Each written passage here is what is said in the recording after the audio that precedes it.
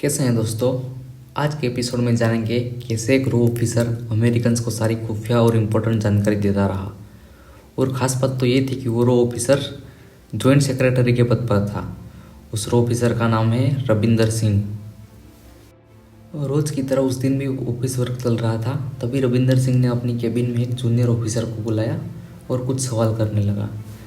तो उस junior officer को कुछ अजीब लगा और वो बिना कुछ ज़्यादा बताए वो एक सीनियर ऑफिसर के पास गया और ये बात बताई कि सिंह साहब मुझसे कुछ इन्फॉर्मेशन निकालना चाहते हैं, ऐसा मुझे लग रहा है। तो थोड़ा कुछ रविंदर सिंह के बारे में जान लेते हैं। वो पहले आर्मी में थे, वहाँ भी उन्हें इतनी प्रमोशंस और इम्पोर्टेंस नहीं मिली थी। और बाद में उन्होंने अपने पॉलिटिकल कॉन्टेक्ट से औरों में ज्वाइन किया और वो भी मेजर की पोस्ट पर। फिर वो प्रमोशन लेते लेते जॉइंट सेक्रेटरी भी बन गए। रविंदर सिंह को साउथ ईस्ट एशिया डिवीज़न का काम दिया गया था।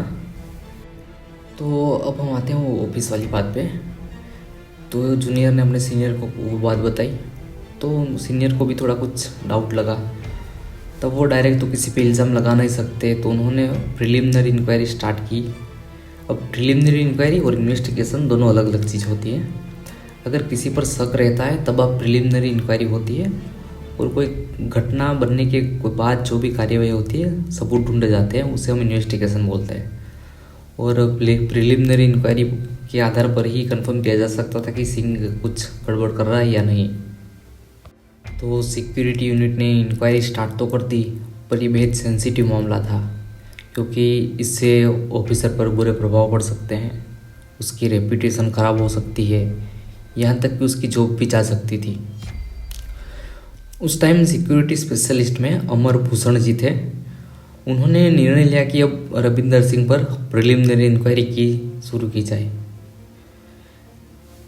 रो सिक्योरिटी यूनिट का काम था कि जो लोग सेंसिटिव पोस्ट पर काम कर रहे हैं उन पर नज़र रखी जाती थी कि वो कोई गलत काम तो नहीं कर रहे हैं, किसी गलत इंसान से तो नहीं मिल रहा है, कोई वैल्यूएबल इंफॉर्मेशन शेयर तो नहीं कर रहे हैं। और जनरली सिक्योरिटी डिपार्टमेंट के 4 मेन फंक्शन थे जो कि हम रो में जानते हैं।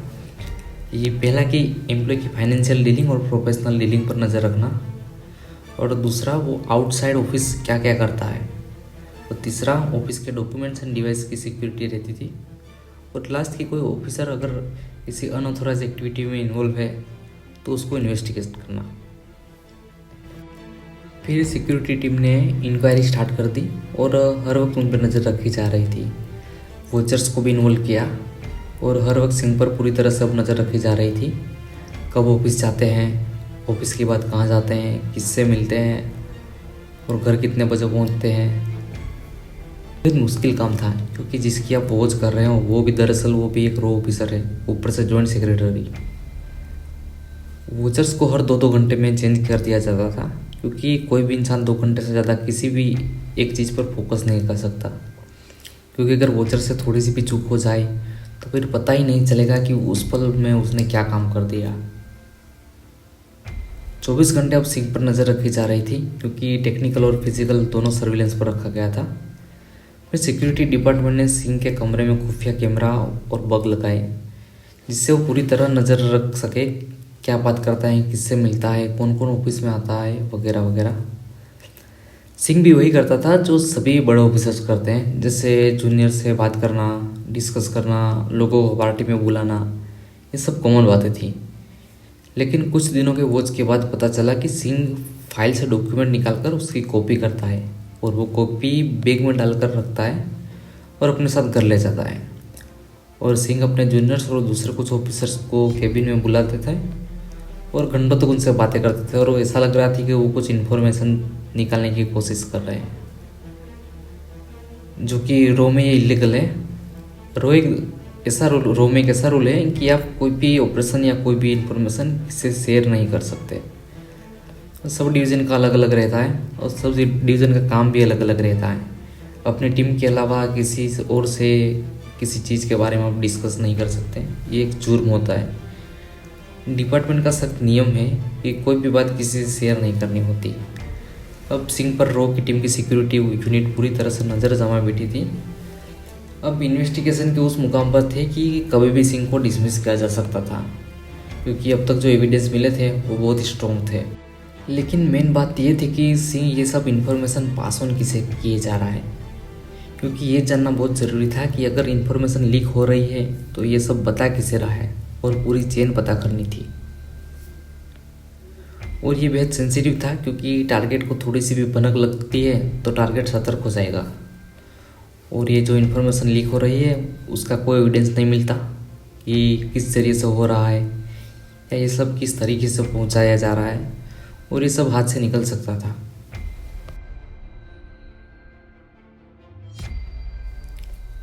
और बीच में हम अमेरिकन्स की थोड़ी बात करते हैं। और अमेरिकन्स की बात करें तो दो ऐसी बातें थी जिससे अमेरिका की सारी एजेंसीज हिली हुई थी। कि एक तो 9/11 अटैक और दूसरा 1998 में इंडिया का न्यूक्लियर टेस्टिंग। अमेरिकन एजेंसी के पास सैटेलाइट्स है, बहुत सी खुफिया एजेंसी है, कई सारे एजेंट्स है, पर उन्होंने इन दो चीज़ों की थोड़ी भी भनक नहीं लगी थी। इससे वो बहुत तिल मिला रहे थे। अब यहाँ रो ऑफिसर्स ये पता नहीं लगा पा रहे थे कि अगर सिंह इन्फॉर्मेशन दे रहा है तो किसे दे रहा है। फिर सिक्योरिटी यूनिट ने सिंह की पास्ट लाइफ के बारे में इंक्वायरी करना स्टार्ट कर दिया। तो उन्हें पता चला कि जब सिंह होलैंड में पोस्टेड था तब उसकी फैमिली मेम्बर में कोई बीमार हो गया था और जिसको हॉस्पिटलाइज करना पड़ा था, और उनका मेडिकल बिल बहुत ज़्यादा आया था। तो उस टाइम अमेरिकन्स ने सिंह का फ़ायदा उठाया और उन सिंह की मदद की और काफ़ी पैसे भी दिए, कई महंगे गिफ्ट दिए। तभी से सिंह और अमेरिकन्स का एक रिश्ता बन गया था। और जब सिंह वापस इंडिया आए तब वो कॉम्प्रोमाइज़ हो चुके थे। इतने दिनों की कोशिश के बाद भी सिक्योरिटी यूनिट को प्रॉपर इन्फॉर्मेशन तो नहीं मिली थी कि वो सीआईए एजेंट को ही दे रहा है या किसी और को दे रहा है। और अगर ये सब हो रहा था तो अमेरिकन्स के लिए सिंह एक बहुत ही बड़ा एसेट था। अगर उस टाइम पर उतने ही एविडेंस के साथ सिंह को डिसमिस कर दिया जाता तो रो को वो बातें कभी नहीं पता चलती जो रो को आज पता है। एक दिन सिक्योरिटी डिपार्टमेंट ने अचानक से लॉकडाउन रखा और चेकिंग रख दी, ऑफिसर्स नॉन ऑफिसर्स सबकी।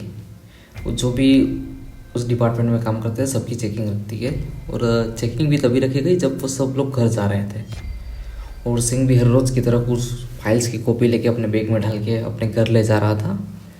तो इस सिक्योरिटी ने उसे पकड़ लिया।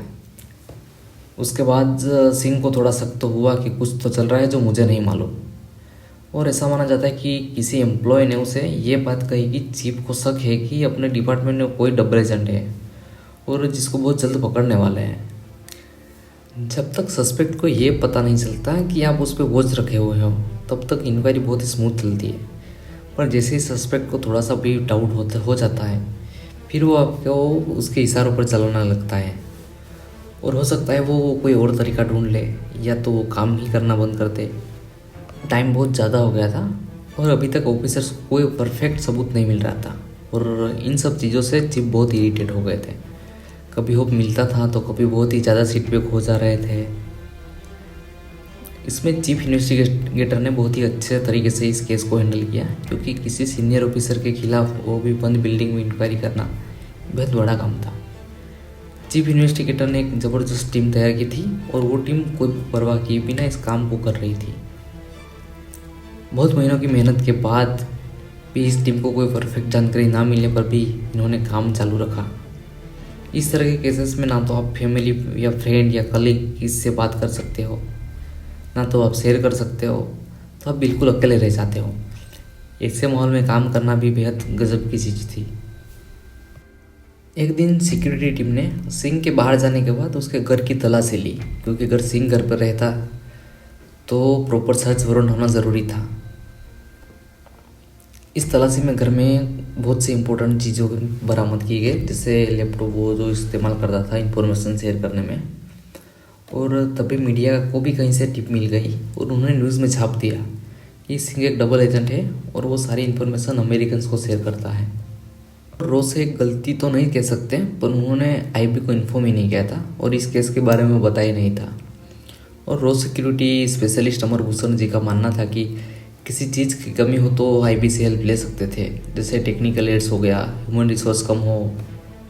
लेकिन सब चीज़ रो के पास ऑलरेडी अवेलेबल थी, इसलिए उन्होंने आईबी से कोई बातचीत नहीं की थी इस केस के बारे में। अब सिंह पर सिक्योरिटी और मजबूत कर दी थी, लेकिन एक रात को सिक्योरिटी टीम को चकमा देकर घर से भाग निकला। और पूरी इन्वेस्टिगेशन या इंक्वायरी आप जो भी बोलो, उसके दौरान कोई भी ऐसी प्रॉपर इन्फॉर्मेशन नहीं मिली थी कि उसके बिना पर और सिंह को अरेस्ट किया जा सके। जब वो भाग रहा था तब भी उसे अरेस्ट किया जा सकता था, पर प्रॉपर सबूत ना होने की वजह से कुछ नहीं कर सके। रविंदर सिंह और अमेरिकन्स ने मिलकर प्लान तो बना ही लिया था कि इंडिया से कैसे निकलना है। और एक चीज़ बहुत ही डिसइंफॉर्मेशन की गई कि वो बीमार है, घर में बैठा है, और वो रात में किसी टाइम निकल गया और अफवाह फैलाई कि सिंह चेन्नई की तरफ गया है, और असल में वो कार से बाई रोड नेपाल के लिए निकल गया। जब चीफ ऑफिसर को पता चला कि चेन्नई गया है तो उसके नाम के रिलेटिव इन्फॉर्मेशन निकालने की कोशिश की, लेकिन वहाँ कोई नहीं मिला था क्योंकि रविंदर सिंह ऑलरेडी नेपाल पहुँच चुका था।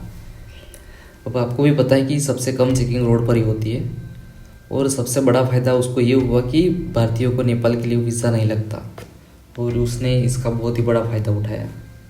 सिंह ने पहले से अपने और अपने पूरे परिवार के लिए अमेरिकन पासपोर्ट का इंतज़ाम करके रखा था और जाली आइडेंटिटी भी बना ली थी, और उसे अमेरिकन्स ने एक फेक सिटीजनशिप भी दे दी थी।